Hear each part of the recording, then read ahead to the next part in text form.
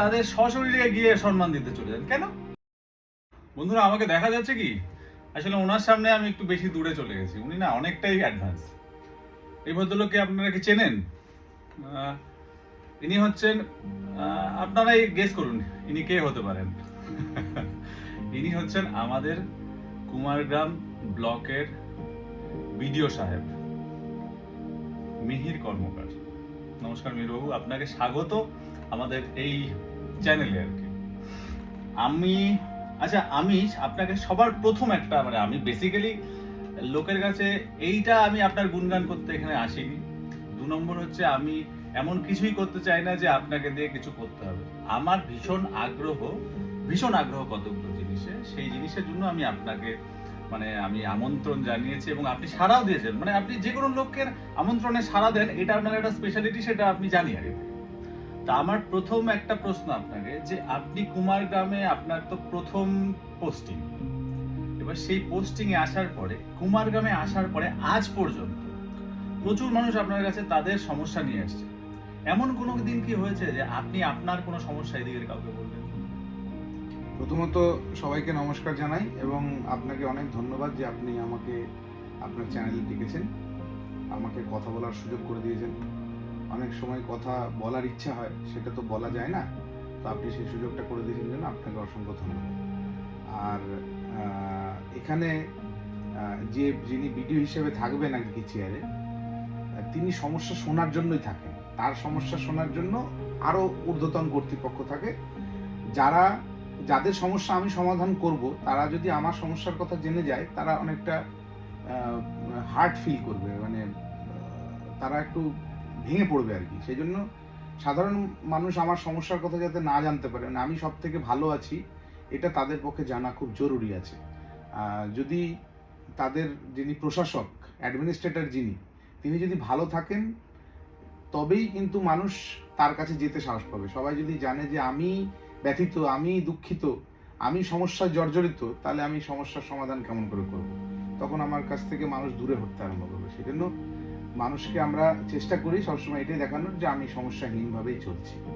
আর আমার সমস্যা শোনার জন্য আমার ঊর্ধ্বতন কর্তৃপক্ষ আছে, তাদেরকে আমার যখন যা সমস্যা হয়েছে আমি জানিয়েছি, তারা আমাকে হেল্প করেছেন, সহযোগিতা করেছেন।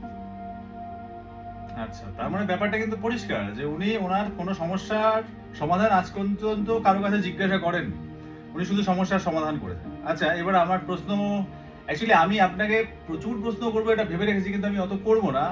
কেননা ব্যাপারটা হচ্ছে কি যে সব প্রশ্ন আমি আপনাকে করতে পারবো না। তার কারণ হচ্ছে কি, কতগুলো প্রশ্ন লিমিটেশন আছে। কারণ আপনি যেই জায়গাটাতে দাঁড়িয়ে আছেন, আপনি আমাকে সুযোগ দিয়েছেন আপনার সাথে কথা বলার, এটাই আমার কাছে অনেক বড় ব্যাপার। সেই জন্য আপনাকে অসংখ্য ধন্যবাদ। এনিওয়ে, এবার আমি যেটা 2 নম্বর জানতে চাচ্ছি, আচ্ছা এই যে ছোট ছোট বিষয়গুলো যে আছে, এই কেউ পরীক্ষায় পাশ করলো, কেউ বাঁশি বাজালো ভালো, কেউ কোনো কিছুতে একটা ছোট্ট পুরস্কার পেলো, আপনি তাদের সশরীরে গিয়ে সম্মান দিতে চলে যান কেন? এটার কারণ হচ্ছে, কুমারগ্রাম একটা প্রান্তিক এলাকা। কলকাতা থেকে সব থেকে দূরবর্তী ব্লক কিন্তু কুমারগ্রাম। কিন্তু এখান থেকে যে প্রতিভাগুলো যেগুলো আছে, সেগুলো যদি সঠিকভাবে বিকশিত হয়, তাহলে এই এলাকার একটা প্রথমত একটা উন্নয়ন সাধন হবে। আর দ্বিতীয় কথা হচ্ছে যে এই এলাকায় যারা প্রতিভাবান, তারা অনেক সময় এটা ভেবেই ক্লান্ত হয়ে পড়ে যে আমাকে পরীক্ষা দিতে, আমাকে অমুক কাজ করতে, আমাকে পড়াশোনা করতে, আমাকে এত দূর যেতে হবে। এই যে তাদের ভেতরে যে একটা নইলে আমি স্বীকৃতি পাবো না, বা আমার কেউ যে আমার যে প্রতিভা সেটার পরিচিতি পাবে না। তো সেটার জন্য আমি চেষ্টা করেছি, যেহেতু ব্লক প্রশাসনই একটা প্রধান অফিস, একদম মানুষের সমস্যা জানার জন্য, মানুষের সমস্যা সমাধানের জন্য, তো সেই অফিসের যিনি কর্তা থাকবেন, তিনি যদি এসে সেই প্রতিভাবান ছেলেটাকে উৎসাহ দেয় বা তাকে যদি সংবর্ধনা দেওয়া হয়, তাহলে আরো 5 জন মানুষের জানতে পারবে, সংবাদ মাধ্যম জানতে পারবে যে এইরকম একজন প্রতিভা আমাদের কুমারগ্রামে আছে।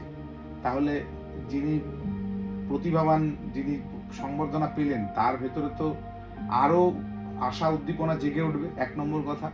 আর দ্বিতীয় কথা, যারা আশায় বুক বাঁধছে, যারা পরিশ্রম করছে, তারা একটা আলাদা উৎসাহ পাবে, নতুনভাবে কাজ করার জন্য যদি কোনো মনের ভিতরে দ্বিধাদ্বন্দ্ব থাকে, সেটাকে কাটিয়ে উঠে তারা একটা নতুন জগৎ খুঁজে পাবে, যে এরকম আমরা যদি করতে পারি তাহলে আমাদেরও এরকমই স্বীকৃতি আমরা পাবো। তো সেটার জন্যই আমার মূলত এই চিন্তা ভাবনা, যে আমি পরীক্ষায় পাশ করা থেকে শুরু করে অন্যান্য যে কোনো ক্ষেত্রে কেউ যদি সফল হয়, কেউ যদি কোনো দাগ কেটে আসতে পারে, তাহলে আমি চেষ্টা করেছি সকলকেই স্বীকৃতি দেওয়ার, অন্তত ব্লক প্রশাসনের তরফ থেকে। তার ফলে তা সেই আবার যদি এরকম হয় যে আর্থিক কারণে সে হয়তো এগোতে পারছে না, তখন সেক্ষেত্রে কিছুটা ব্যাকআপ দেওয়া, সবটা তো ব্যাকআপ দিতে পারবো না আমরা, কিছুটা ব্যাকআপ দিয়ে যদি তাকে আরেকটু অগ্রগতিশীল করা যায়, সেটাই আমার উদ্দেশ্য ছিল এইখানে।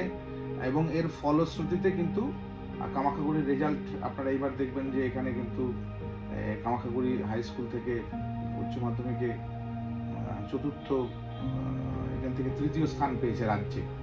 এটা কিন্তু এইবার প্রথম হলো আর কি, রাজ্যে তৃতীয় স্থান কিন্তু এর আগে কখনো কামাখ্যাগুড়ি থেকে হয়নি। আচ্ছা, একটা মজার ঘটনা আমার মনে পড়ে, সেটা আমি আপনার কাছে জিজ্ঞাসা করবো।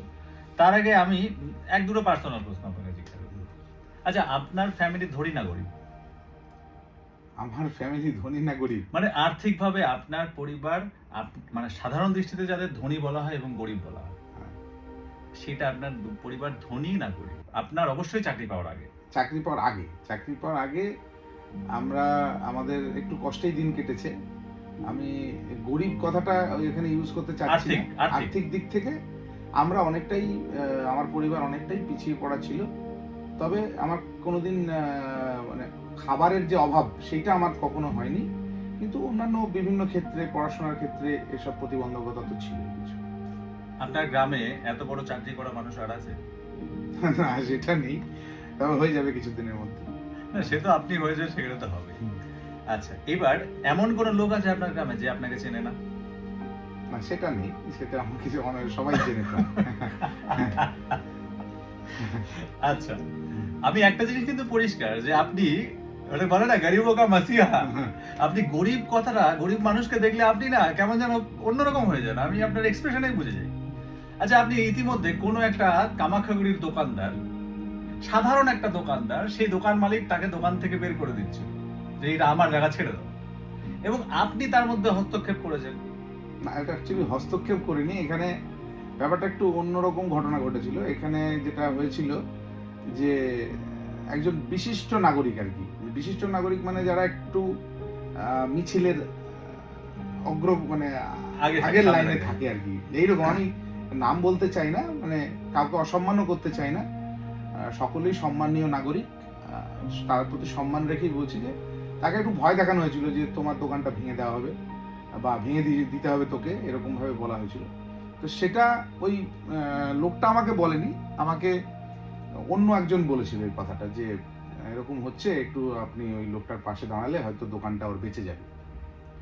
তো আমি অ্যাকচুয়ালি ওখানে সশরীরে উপস্থিত হইনি, বা আমি নিজে কোনো ইনভলভমেন্ট হইনি। আমি শুধু বলেছিলাম যে যদি এর পরে কখনো আবার ভাঙতে আসে কেউ, তাহলে যেন এটা বলেন আপনি, যে যদি আপনি ভাঙার কথা বলেন বা ভাঙতে আসেন, তাহলে কিন্তু আমি বিডিও সাহেবের কাছে যাব। তো এই কথাটা বলার পরে আর কেউ আসেনি আর কি। আচ্ছা, আবার আরো একটা প্রশ্ন, আমরা তো মানে ইতিহাসে অনেক বিডিও সাহেবদের দেখেছি, ছোট থেকে ছোট সমস্যা শুরু হলো কি হলো না, এরকম বেশ কয়েকটা জায়গা আছে, সাধারণ সমস্যা, ধরুন আপনি বসে আছেন কুমারগ্রামে, সমস্যাটা কামাখ্যাগুড়িতে, আপনি দৌড়ে চলে আসলেন কেন? এত মানে এত ফাস্ট, আপনি আপনার অন্য কোনো কাজ নেই? না, এটা তো অবশ্যই কাজ করার জন্য বিডিও অফিস, এবং এই সমস্যাটাও একটা কাজ, যেটা সমাধানের জন্য আমি চলে আসলাম। অবশ্যই কোনো কাজ ফেলে নয়, এটাও আমার একটা কাজ, সুতরাং এখানে আমার আসতে কোনো বাধা নেই। আর দ্বিতীয় কথা হচ্ছে যে আমি মূলত কিছু কিছু ক্ষেত্রে দৃষ্টান্ত স্থাপন করাই একটা মূল উদ্দেশ্য থাকে। মানে আমার কথা হচ্ছে যে মানে একটা নিয়মের বন্ধনের মধ্য দিয়ে যেন একটা মানে একটা এলাকা চালিত হয়, তার জন্য কিন্তু আমাকে এখানে পোস্টিং দিয়ে আনা হয়েছে। নিয়মের বন্ধন বলতে বোঝায় যে যেটা সরকারি নিয়ম, যেটা আমাদের সমাজের নিয়ম, সেই নিয়ম অনুসারে চলবে। তো একটা সমস্যার কথা যখন আমি শুনি, তখন এরকম সমস্যা আমাদের 11টা গ্রাম পঞ্চায়েত অঞ্চলে প্রত্যেক দিন প্রতিনিয়ত ঘটে চলেছে। তো সব জায়গায় কি আমি উপস্থিত হতে পারবো? কিন্তু আমি যেটা চেষ্টা করেছি, আমি এরকম বেশ কয়েকটা উল্লেখযোগ্য ঘটনায় আমি নিজে খুব তাড়াতাড়ির মধ্যে উপস্থিত হয়ে এটার দৃষ্টান্ত স্থাপন করতে চেয়েছি যে ভিডিও কিন্তু যে কোনো সমস্যায় চলে আসবে। তার ফলে কি হয়, অনেক জায়গার সমস্যা আমার নাম শুনেই মিটে যায়। এটাই আর কি উদ্দেশ্য, মানে আমার নাম শুনে মানে কি, ভিডিওর নাম শুনে। আমি তো এখানে চেয়ার, আমি চেয়ারের একজন প্রাণ, মানে একটা চেয়ার, ভিডিও একটা chair, video not a person. Video হচ্ছে একটা চেয়ার, এবং সেই চেয়ারে যিনি বসেন তাকে লোকে ভিডিও বলে চেনে। এবার ভিডিও যদি এরকম দৃষ্টান্ত স্থাপন করতে পারে যে সমস্যা হলে ভিডিও চলে যাচ্ছে, তাহলে কি হবে, অন্যান্য জায়গায় সমস্যাগুলো সৃষ্টি হওয়ার আগেই সেই সমস্যাগুলো বিলোপ সাধন হয়ে যাবে আর কি। তো আমি সেটাই চেষ্টা করেছি যে মানুষের কাছে তাড়াতাড়ি পৌঁছে গেলে অন্য আরো যে 10টা সমস্যা আছে সেখানে যারা সমস্যাটা তৈরি করছে তারা ভাববে যে এখানে তো ভিডিও চলে আসতে পারে, তার থেকে বরং সমস্যাটাই তৈরি করবো না, এরকম আর কি। বন্ধুরা, ব্যাপারটা হচ্ছে কি যে এই কথাটা ভীষণ একটা দারুণ কথা শোনা গেল। সেটা হচ্ছে কি, আমরা নিজেরাও কি করি, আমরা না আসলে চেয়ারের মধ্যে বসে না নিজেদেরই মানে অনেক বড় রাজা মনে করা শুরু করি। এই ভদ্রলোককে এই ব্যাপারটা দেখে আমি কেন এটা বলছি, মানে আপনারা বিডিও সাহেবকে বিডিও সাহেব হিসেবে চেনেন। বিডিও সাহেব যে একটা মানুষ, তার ভিতরেও যে আলাদা কিছু ট্যালেন্ট থাকতে পারে, তার ভিতরে যে শিল্প থাকতে পারে, সে যে একটা খুব ভালো আবৃত্তিকার হতে পারে, সে যে একটা খুব ভালো গায়ক হতে পারে, এবং সে প্রত্যেকটা ওয়ার্ডকে অনুভব করতে পারে। শিল্পী হচ্ছে সে যে প্রত্যেকটা ওয়ার্ডকে অনুভব করতে পারে। সেরকম একটা মানুষ এই ভিডিওর চেয়ার ঘিরে এক ভদ্রলোক বসে আছেন যার নাম মিহির কর্মকার। ব্যাপারটা আমার জানতে অনেক দেরি হয়ে গেছে। আপনারা হয়তো বিশ্বাসই করবেন না, আমি হয়তো 3-4-5 দিন আগে হয়তো জানলাম ব্যাপারটা। তো এবার যখন জানতে পারলাম তখন আমি আর থাকতে পারলাম না, কেননা আমি এই চ্যানেল থেকে শুধুমাত্র আপনাদের এটাই দেখাতে চাই যে মানুষটা ভীষণ সরল এবং ভীষণ স্ট্রেট ফরওয়ার্ড। আমরা অনেকেই হয়তো ওনার সম্বন্ধে অনেক কিছুই বলে থাকতে পারি, হয়তো ওনাকে আমাদের পছন্দ নাও হতে পারে বা হতেও পারে, কিন্তু একটা জিনিস কিন্তু আপনারা খেয়াল করে দেখবেন যে যা যা ঘটনা ঘটে যাচ্ছে, যেমন আমাদের এখানে যা যা প্রগতি হয়েছে বা যা যা জিনিসপত্র এসেছে বা যা যা লোকেরা সম্মান পেয়েছে বা বিডিও অফিসে গেলে এখন খুব তাড়াতাড়ি কাজ হয়, এই প্রক্রিয়াগুলো কিন্তু আমাদের সাথে ঘটেছে। যাই হোক, সেই সমস্ত দিকে আমি আর যাচ্ছি না। তার কারণ হচ্ছে কি যে সবকিছুতেই সোজা এবং উল্টা দিক আছে, আর আমি এর বাইরে ওনার সাথে কথা জিজ্ঞাসা করা এটা আমার ধৃষ্টতা হবে। তবে আমি ওনার কোয়ালিটি নিয়ে তো কথা বলতেই পারি। উনি ভীষণ ভালো আবৃত্তি করেন এবং উনি বেশ কয়েকটা গান আমি ওনাকে করতে বাধ্য করেছি, মানে আবদার রেখেছি এবং উনি করেছেন, এবং সেটা আমরা ক্রমশ প্রকাশ করব। এই হচ্ছে আমাদের ব্যাপার। এইবার আমার আরো একটা গল্প ছিল, সেটা হচ্ছে আমি ওনাকে বলেছিলাম যে আপনাকে ছোট্ট করে হলেও একটা বার্তা আপনাকে দিতে হবে, যে আপনি আমাদের এই কুমারগ্রামবাসীকে আপনি কি বার্তা দিতে চান।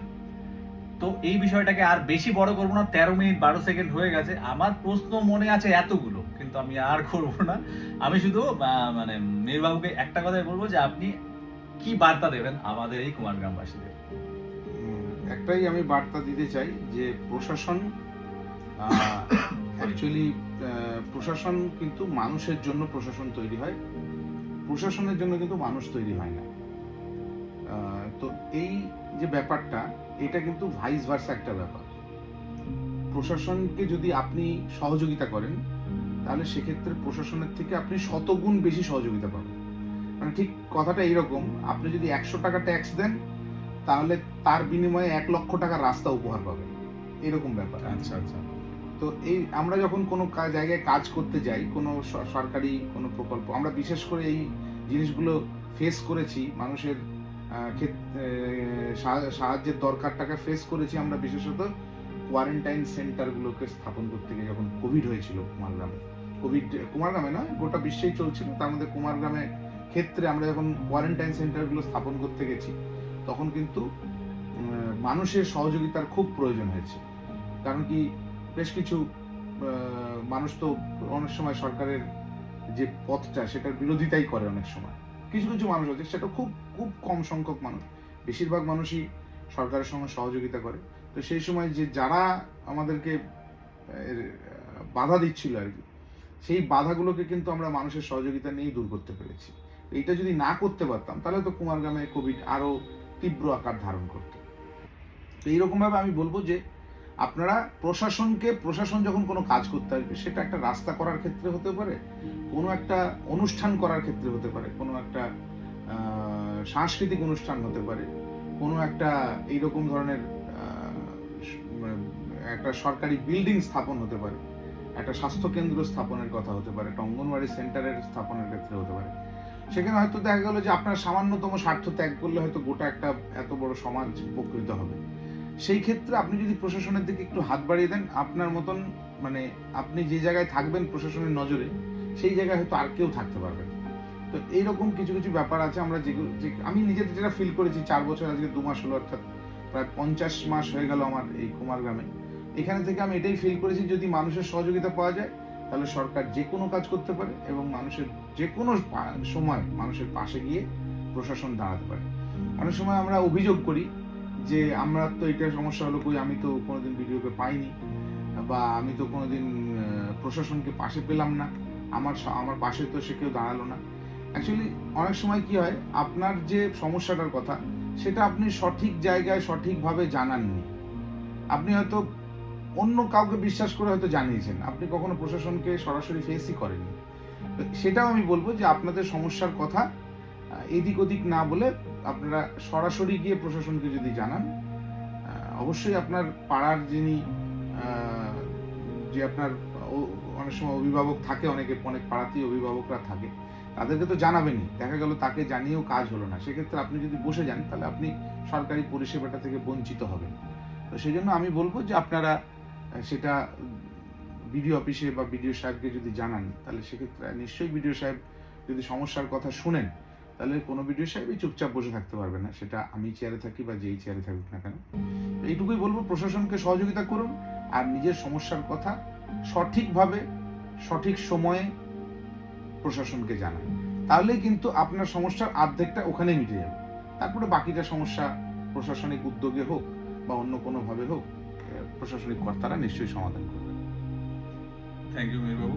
আর আপনাদের জানাই যে সেটা হচ্ছে যে আমরা ওনার ভেতরের বিডিও সাহেবকে বের করে যে গান বা যেই আবৃত্তি ওনাকে দিয়ে করানো হয়েছে সেটা কিন্তু আমরা প্রকাশ করব, আপনারা সঙ্গে থাকবেন কিন্তু। নমস্কার।